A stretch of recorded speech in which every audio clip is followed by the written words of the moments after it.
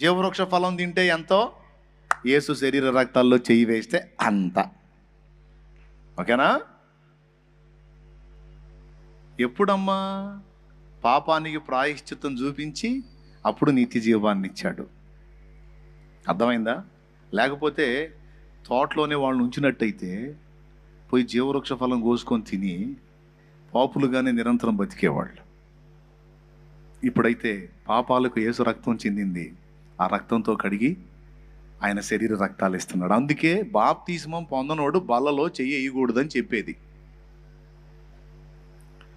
అర్థమైందా? బాప్తిస్మం పొందనోడు పాపంలో ఉన్నాడు. పాపి జీవవృక్ష ఫలం తింటే ఏమైంది? పాపిగానే నిరంతరం బతుకుతాడు.